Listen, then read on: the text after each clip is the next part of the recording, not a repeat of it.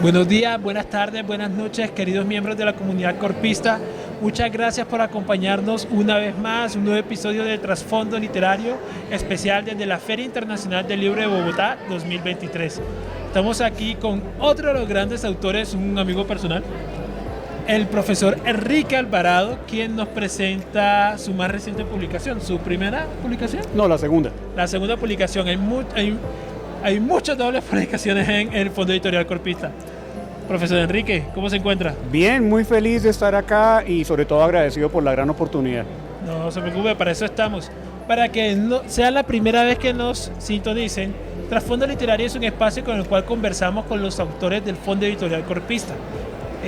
Hablamos sobre el origen de los libros, qué los llevó a escribir y cómo este proyecto ha cambiado su mirada profesional y qué expectativas tienen a futuro sobre los logros que puedan alcanzar de este libro. Entonces, profesor Enrique, yo creo que mi primera pregunta iría relacionada sobre el contexto. ¿Cómo surge este libro? ¿Cuál es el origen del mismo? Muchas gracias, Francisco. El origen del libro sale a partir de la investigación del doctorado.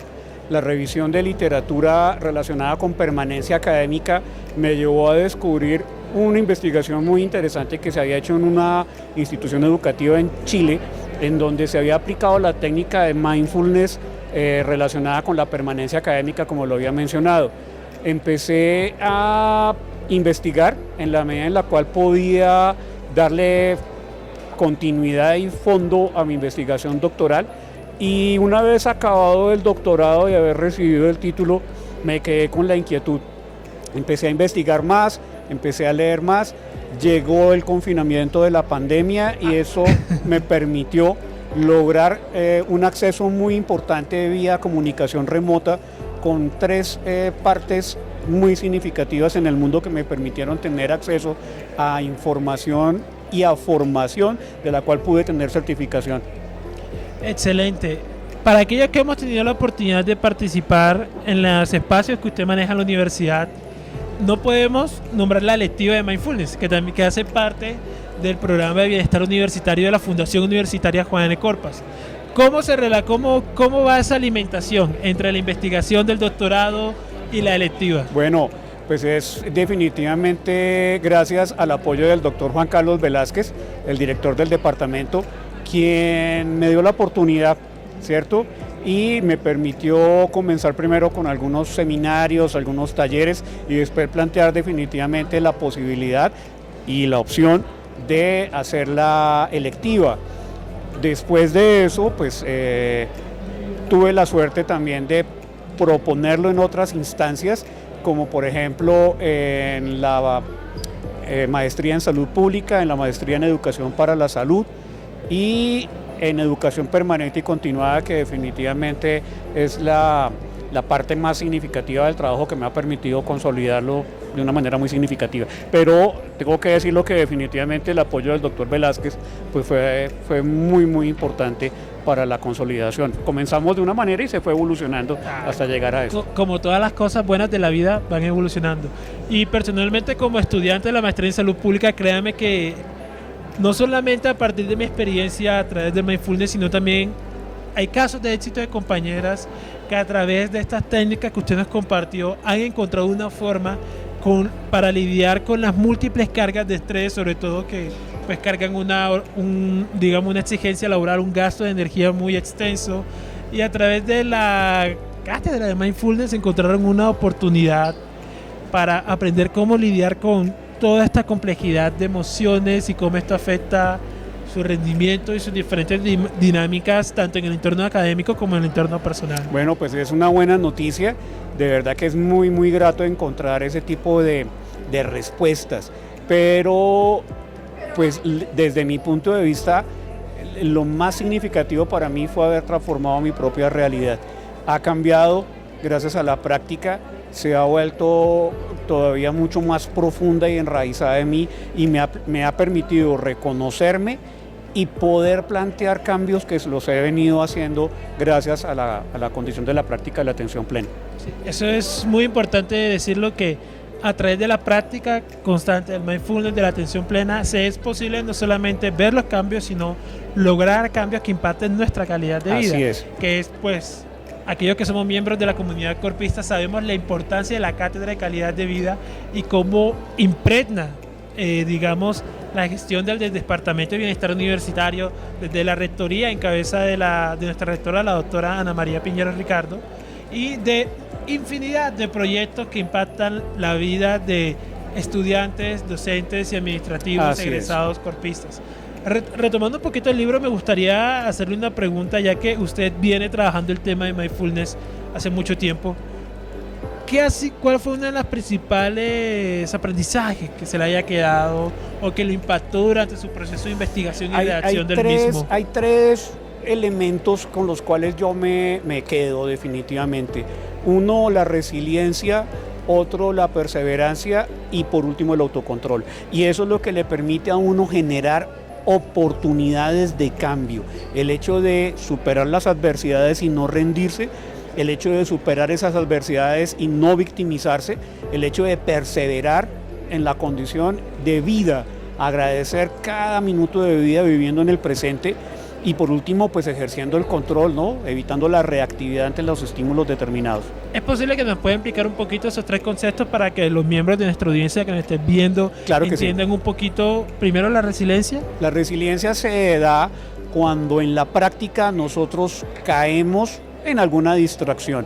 Esa distracción genera la descontextualización de la mente durante el proceso meditativo o durante el proceso de reconocimiento. ¿Cómo se puede ver eso en la vida diaria? Nosotros, ante diferentes circunstancias pasadas que generan depresión, devolvemos la atención hacia eso que no hemos podido superar, o nos ponemos ansiosos ante una condición que genera incertidumbre.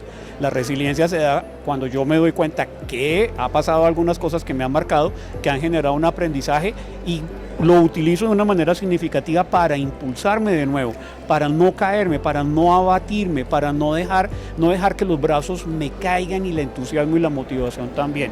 El autocontrol, bueno, pues como le decía, antes de responder, antes de generar una condición de reactividad ante la vida, pues es necesario pensar bien lo que uno va a decir y la manera como se va a comportar. No es necesario responder de manera inmediata, obviamente hay algunas excepciones. Y con respecto a la perseverancia, pues es nosotros los que la generamos, ¿no? El hecho de seguir insistiendo, el hecho de no darnos por vencidos, y el hecho mismo de seguir contando con nuestra propia inteligencia y nuestra propia motivación. La resiliencia, el autocontrol y la perseverancia. Tres aspectos que realmente fueron puestos en prueba para todos nosotros, sobre todo, pues, además de los distintos periodos de crisis que podemos tener en nuestras vidas, todos vivimos una experiencia colectiva durante la pandemia, donde esos tres aspectos fueron puestos a prueba. Totalmente de acuerdo, es que se genera una condición de aprendizaje significativa a partir de ese confinamiento. Para mí fue un momento muy enriquecedor y generó la posibilidad del cambio, y ese cambio se ha venido fortaleciendo gracias a esa circunstancia del confinamiento, tanto a nivel personal como a nivel familiar. Bueno, ahora saltemos a una de las partes más divertidas al momento, porque todos los que alguna vez hemos desarrollado un proyecto investigativo sabemos que la lectura es posiblemente la más enriquecedora, pero la escritura es la más desafiante. Como cuando ya se aproxima esta etapa de, bueno, es hora de poner en papel lo que he investigado, todo lo que he leído, ¿cuál considera usted que fueron los principales desafíos o sorpresas que se encontró durante esta etapa de su proyecto? Bueno, primero que todo, tengo que decir lo que tenía el discurso involucrado en mi mente cada momento. Lo venía hablando en mis clases, lo venía discutiendo con los pacientes que yo atendía en la universidad, y definitivamente lo estaba viendo reflejado conmigo mismo y con mi familia. Entonces, digamos que fue relativamente fácil porque lo venía tratando diariamente, ¿cierto? Sabía los términos, lo había discutido, había hablado con mis maestros, los que me estaban asesorando, estaba asistiendo de manera definitiva y significativa a sesiones virtuales con ellos. Tengo que decirlo, hay un maestro mío que vive en Buenos Aires, el otro maestro mío vive en Nueva York, y el otro vive en Valencia, España, y gracias a la comunicación remota pues pudimos tener acceso a esa condición. Ellos me asesoraron en muchas cosas, ellos y las personas con las que ellos trabajan. Significativo en la página de agradecimientos, pues los menciono porque es definitivo. como le digo, pues la escritura, el ejercicio escritural, pues no me costó tanto trabajo porque es que lo venía hablando todos los días. Ya venía con el discurso hace mucho tiempo, pensándolo y repensándolo. Así es, total. Y tuve la enorme suerte de contar con personas en la universidad que me apoyaron. La doctora María Luisa Latorre en la maestría en salud pública, el doctor Álvaro Medina en educación permanente y continuada con los talleres que se lograron, la doctora Marta Osorio con la maestría en educación para la salud, la profesora Monique Messiat, que siempre estuvo corrigiéndome muchas cosas de la práctica de la actividad física consciente en un ejercicio que se llama Sansuan, que creo que tú te acuerdas, que era abrazar el árbol, ¿sí? Un poco doloroso ese ejercicio, pero que nos muestra qué tanto resiliente podemos llegar a ser. Para algunos. Para algunos, sí. O sea, no me estoy vendiendo, sino que realmente es curioso cuando uno pone a prueba su cuerpo con una actividad que a primera vista podría ser muy básica, pero la cantidad de elementos que traen a jugar es realmente enriquecedor.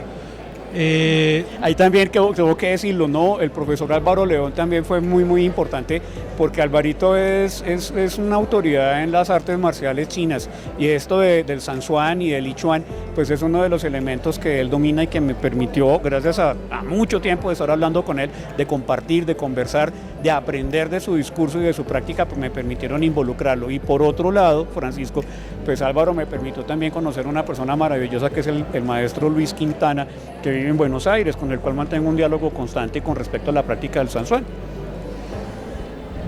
Bueno, esta y muchas más sorpresas se encuentran disponibles en este libro. Cuando una audiencia se aproxima a una publicación, ¿cuál considera usted que sería su principal meta o aprendizaje o recurso más valioso que podría obtener de la lectura? Yo creería que la condición más importante es poder aplicarla y relacionarla a la vida, ¿sí? Que uno tenga la condición de relacionarlo con su propia condición de vida. Ahí hay una circunstancia motivacional que se genera. Para mí, en las clases en las cuales participo en psicología, que tengo la suerte de hacer, pues una de las cosas que más me enriquece es que el discurso docente toque a los estudiantes y que ellos mismos tengan la posibilidad o la opción de relacionarlo con lo que ellos han sido, con sus pautas de crianza, con su inteligencia, con su forma de afrontar la vida. Este libro pues es el resultado de esa experiencia docente durante mucho tiempo, y también de la condición de la aplicación y de la relación que se puede ver con la vida diaria. Increíble. Bueno, antes, recontextualizándonos, estamos en la Feria Internacional del Libro. Usted tuvo la oportunidad hoy de participar en un conversatorio con nuestra señora rectora, la doctora Ana María Piñero de Ricardo, con la decana de la Escuela de Educación, la doctora Marta Osorio, y otros colegas, también docentes, funcionarios corpistas que también se encuentran publicando, sobre todo nuevas ediciones de este año. ¿Qué se siente tener la oportunidad de compartir con sus colegas este logro tan importante, teniendo en cuenta esta plaza, una plaza tan enriquecedora como la Filbo? Es muy emocionante, es muy muy emocionante. Digamos que es para mí, después de tanto tiempo de estar en el ejercicio docente en la universidad y en otras universidades o facultades en las que he podido, digamos que es una condición muy significativa, que usted no se imagina la emoción que representa, y el reto de seguir produciendo, el reto de seguir haciendo clases innovadoras, llamativas, clases en las cuales las personas se puedan ver a sí mismas reconociéndose como seres humanos y generando opciones y posibilidades de transformación en ellos mismos y en el trastorno. Esa condición es la que intento plasmar en este libro, que yo creo que da la posibilidad para hacer una segunda edición en un futuro muy cercano. Cuando se trata de producir un libro, uno siempre piensa, bueno, ya después de tener el borrador listo, comienza todo lo que es la presentación visual del mismo. Aquí logramos ver un hombre en una laguna, en un muelle. ¿Por qué esta imagen en relación al mindfulness? Mire, la palabra mindfulness significa atención plena, y el individuo que está sentado en el muelle hace ese reconocimiento de su entorno, y ese reconocimiento de su entorno viene a través de su capacidad perceptual. Recoge información a través de sus órganos sensoriales, aquí se plasma, y de la misma manera genera el manejo del pensamiento y la gestión de la emoción que viene derivada de él. Intentamos con eso entonces dar resaltar mejor esa condición de la atención plena, y cómo los órganos sensoriales de cada uno de nosotros pues están involucrados en ello, en la atención consciente. Si una persona, digamos, al leer el libro queda plasmada y desea aprender más y practicar más sobre el mindfulness a través de la Fundación Universitaria Juan N. Corpas, ¿cuál sería el mecanismo? Pues en la universidad nosotros generamos talleres, ¿sí? Generamos los espacios para que la gente para que las personas se puedan acercar y practicar. Bienestar Universitario afortunadamente genera esas condiciones, al igual que departamentos como educación permanente y continuada. Hay muchas opciones, de la misma manera no solamente en la Corpas. Afortunadamente la práctica de la atención consciente se encuentra en muchas partes de Colombia, ¿sí? Y es por nuestra idiosincrasia, por nuestras condiciones de vida, por nuestra historia, necesario que nosotros tengamos herramientas que nos generen la posibilidad de sanar cosas y transformar nuestra realidad. Profesor Enrique, siento que esta conversación ha sido tan enriquecedora con la historia de este libro. ¿Hay algo que le gustaría compartir con nuestra audiencia? Invitarlos para participar, para leer y para ser parte de esta experiencia de la FILM. Pues mire, yo tengo que decir algo. La práctica de mindfulness y de la atención consciente en la universidad afortunadamente tuvo algunas dificultades, ¿sí? Pero gracias al discurso uno se da cuenta que puede aplicarlo definitivamente. Y este es, digamos que, el resultado del trabajo, el resultado y la consolidación del discurso docente es resaltar la importancia de la aplicación del concepto en pacientes y en estudiantes. Es el hecho mismo de utilizar elementos que permiten darle forma a la vida diaria en el aula de clase, a entender lo que significa la identidad, la individualidad, la inteligencia emocional y también a resaltar de dónde venimos y para dónde vamos nosotros. Para mí es muy significativo esto y definitivamente pues no tengo más que palabras de agradecimiento con la Fundación Universitaria Juan N. Corpas por creer en este proyecto, darle las gracias a Bienestar Universitario obviamente, un reconocimiento y un agradecimiento muy grande al Departamento de Educación Permanente y Continua al doctor Álvaro Medina y también a las doctoras María Luisa Latorre y Marta Osorio. Definitivamente sin ellas no hubiera podido haberse dado esto. Asimismo con los pacientes y con los estudiantes que se prestaron para la práctica de la atención consciente. Profesor Enrique, muchísimas gracias por su tiempo. Francisco, tan amable. Recuerden que Mindfulness está disponible a la venta aquí en la Feria Internacional del Libro con un 20% de descuento. Estamos participando hasta el martes 2 de mayo. También recuerden que tenemos una actividad aquí interactiva con el metaverso, donde nos pueden encontrar. Aquí estamos conectados, estamos realizando actividades recreativas constantemente. Vengan, disfruten la Feria del Libro y no olviden pasarse por el stand de la Fundación Universitaria Juan N. Corpas, Pabellón 8, stand 214. Muchísimas gracias por su tiempo, nos vemos en una próxima oportunidad. Hasta entonces.